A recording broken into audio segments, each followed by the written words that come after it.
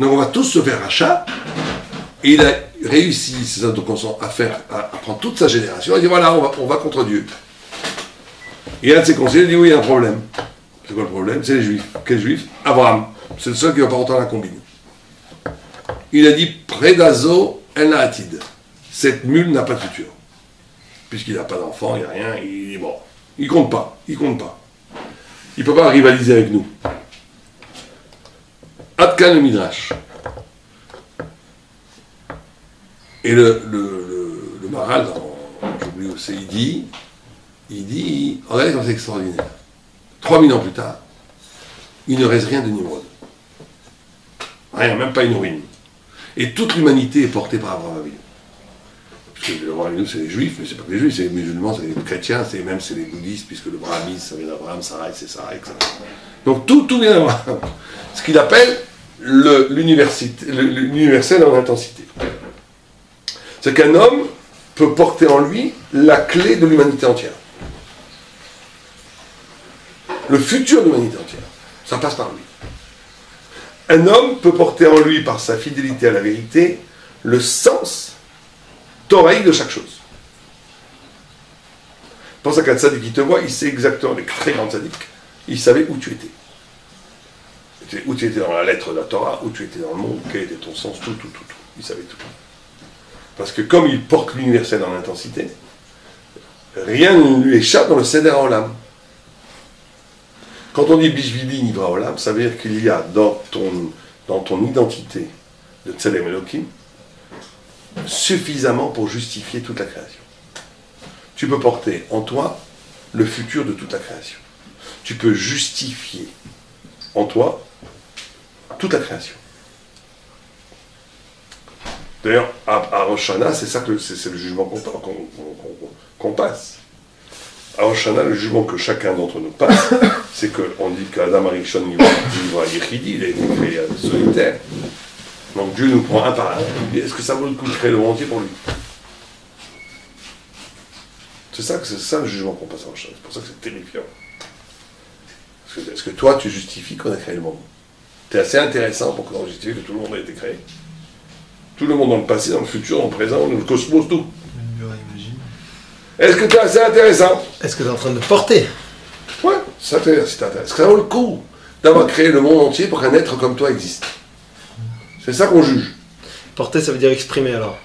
Premier, ça veut dire que ça valait le coup de créer le monde entier pour qu'un être comme ça existe. Ça justifie le... Qu'à travers toi, on pourra exprimer le sens du monde. Moi, j'ai vu des rabbins comme ça, je dis, quand tu sors, tu n'as plus de questions. Voilà l'humanité, voilà le but de l'humanité, le pourquoi. Pourquoi le monde a été créé, c'est lui. Moi, quand je vois Raphaël Kanievski, ça me fait cet effet-là. Ça me fait cet effet-là parce que je vois un homme qui est dans la lumière de la vérité, qui te parle d'une façon très spéciale, qui a véritablement cette dimension de l'homme total.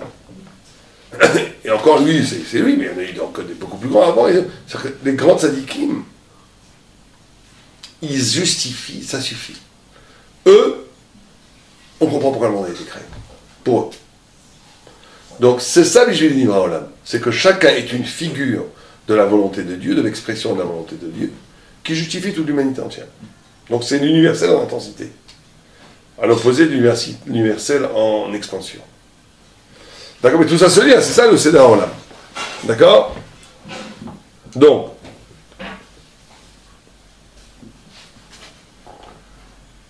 où est-ce qu'on est que la Torah c'est Divrei Hashem Yitbarach. On veut lesquels, ouais. כי התורה היא דברי השם יתברך, תומכת האדם, שלא הגיע לידי מתערב יסח, והתורה מקיימת הכל. ואמר שמור מצוותיי, והחיה, נגד מעשה המצוות.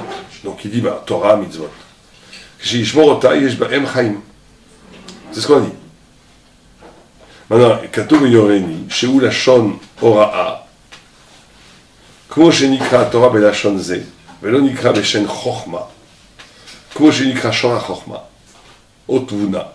מפני כי ההפרש יש, כי התורה מורה לאדם את הדרך, אשר בדרך הוא יגיע אל תכליתו האחרון, מה שאפשר לאדם להגיע הוא אל העולם הבא. וזה אין בכוח בשום חוכמה. כי על ידי תורה מגיע האדם אל עולם הבא. ולכן ראוי לו דווקא לתורה. שם תורה שהוא לשון הוראה. שמורה לאדם תכליתו האחרון. אשר ראוי על האדם להגיע אליו. ולכן אמר ויורני ואומר יתמו דברי ליבך. השם יתברר הורה לאדם תכלית האחרון. איך להגיע את האדם אל עולם הבא. כאשר יתמוך דברי ליבך, ואז האדם דבוק בתורה, הוא מגיע אל תכליתו, והוא עולם הבא. מה qu'est-ce qu'il dit là?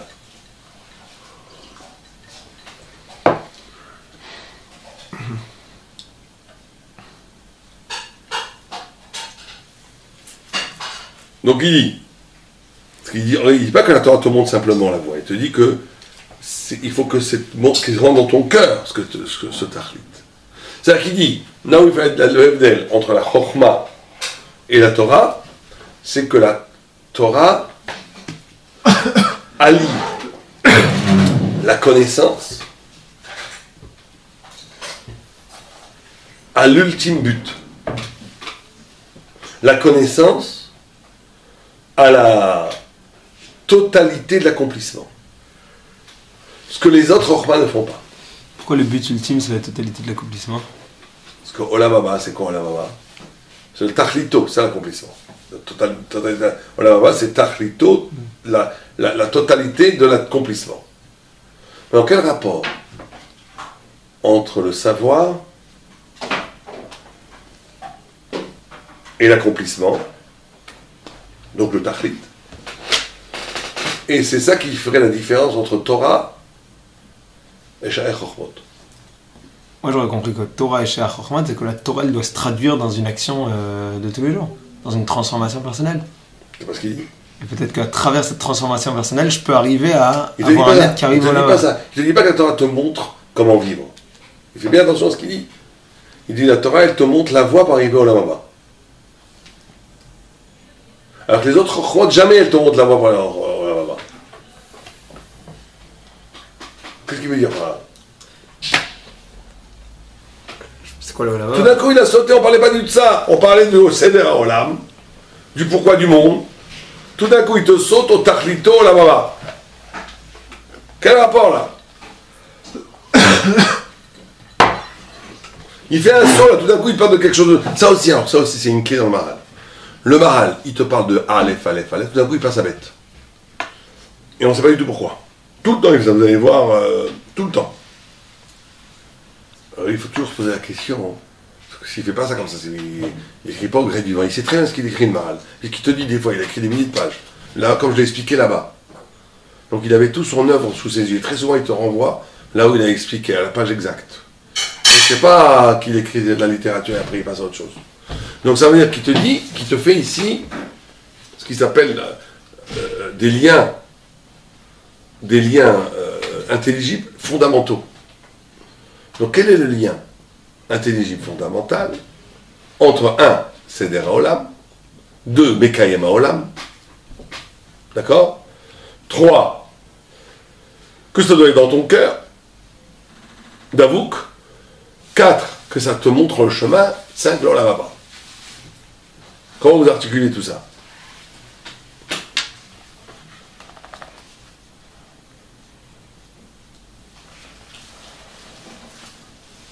Une bonne compréhension du monde peut m'emmener vers l'Olam Haba.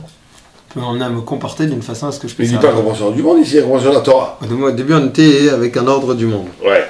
Alors, la Torah, c'est un Seder HaOlam. Seder HaOlam que j'ai grâce à la Torah, ça va me permettre de vivre en fonction. Le fait que je vais vivre en fonction va me permettre de transformer ma personne. Transformer ma personne, ça va me permettre d'arriver à trouver c'est quoi le but pour dans la vie. Trouver c'est quoi le but dans la vie, c'est arriver au Olam Haba. Ouais. D'accord. D'accord. Mais on va dire les choses un peu différemment. On va dire que parce que la Torah c'est le seul Chokhma qu'est le Seder HaOlam, et que dans le Seder HaOlam, il y a le Olam Haba. Donc en d'autres termes, pour dire les choses simplement, c'est l'unité qui est exprimée ici, c'est l'idée de l'unité primordiale entre 3 dimensions. Le monde, le savoir et le destin. Le monde, le savoir et le destin au sens du tachlito, sont unis puisque tout vient de la création de Dieu. Tout vient de un. Et donc, et c'est là où on entend un truc très très profond et très embêtant. C'est que très souvent, vous voyez des gens, ils vivent dans le destin, dans le salut, la notion du salut. Ils veulent avoir leur olam haba, ce qui est très louable, c'est très bien. Mais ils font l'économie de la chokhma et du monde. Ils ne connaissent pas le monde, ils ne s'intéressent pas au monde. Il y a des gens qui sont au monde, non, Hachaïm, non. Et il y en a qui sont dans la chokhma, mais cette chokhma n'est pas liée à la vie, ni au monde, ni même au olam haba. Il dit que la clé de la réussite du Seder HaOlam, c'est l'unité de ces trois dimensions. C'est qu'un homme ne réussit que quand il comprend que le monde, tout le monde entier,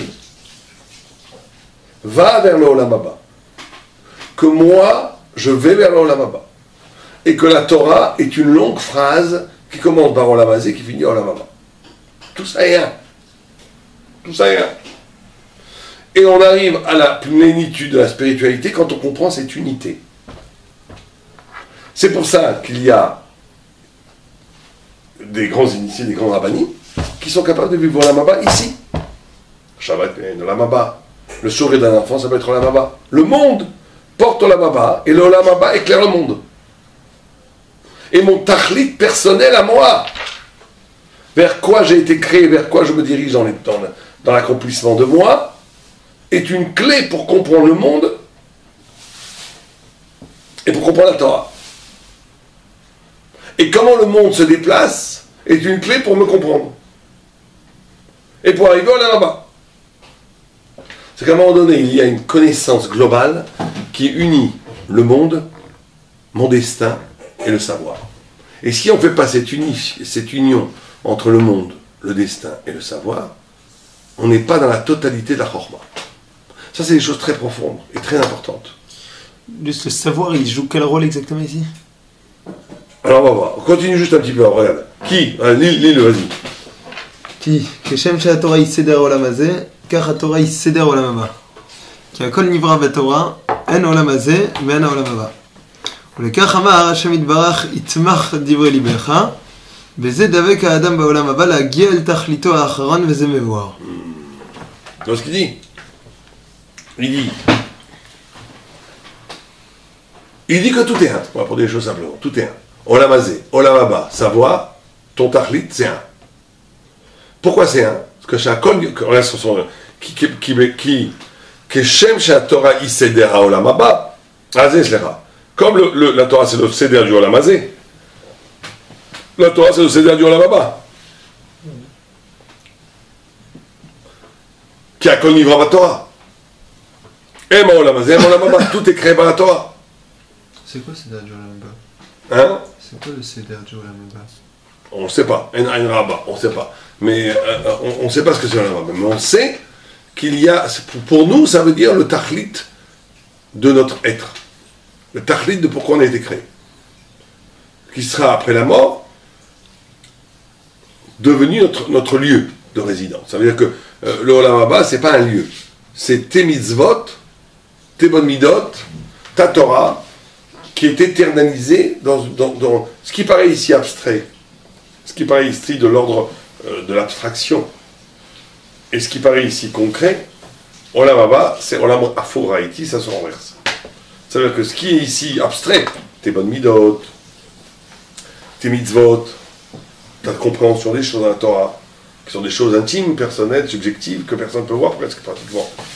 Et on ne voit que ta maison, que ton argent, que tout ça, ce qui paraît réel et ce qui paraît irréel, l'olam haba, la mort, renverse cette évidence. Ce qui est éternel, c'est tes midot, c'est ta Torah et tes mitzvot, et tout ce qui est corporel et physique disparaît. Donc il ne reste que... C'est ça l'olam haba, c'est rien d'autre. L'olam haba, c'est la métamorphose de quelque chose qui est subjectif en objectivité. Et la métamorphose de ce qui paraît objectif en poussière. Ça n'existe pas. C'était éphémère, c'était de la fumée. Donc c'est ça que fait l'olam haba. Maintenant, mais lui, ce qu'il dit ici, ce qui est important chez lui, c'est qu'il te dit qu'il y a une unité primordiale entre Olam Hazé, Olam Haba et ton Tachlit. C'est ça qui est intéressant. C'est qu'à un certain niveau, il n'y a pratiquement plus de différence entre Olam Hazé et Olam Haba. Parce que ce qui est important à la fin, c'est la parole, c'est Tomer Libecha, c'est la parole de Dieu. Kol Bidvar Hashem, c'est comme il a commencé le paragraphe. Chaque kol vient de Dvar Hashem, donc tout est Dvar Hashem. Chaque kol vient de Dvaro. Donc quand tu es dans le Dvar Hashem, Olam Hazé, Olam Haba ont été créés par le même Davar. Avec la lettre E, avec la lettre Yud. Mais les deux ont été créés par la parole de Dieu. Donc à un moment donné, tu rentres dans cette unité primordiale du Olam Hazé, du Olam Haba et de ton destin. Et c'est ça c'est ça qui permet de ne pas tomber dans le piège. Alors tu lui posais la question du savoir.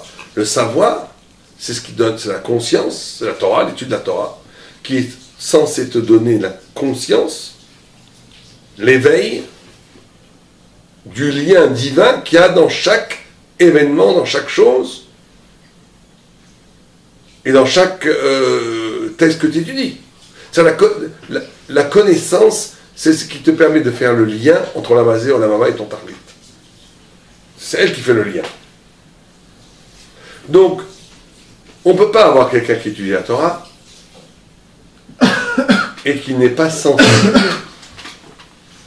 à la détresse de l'autre.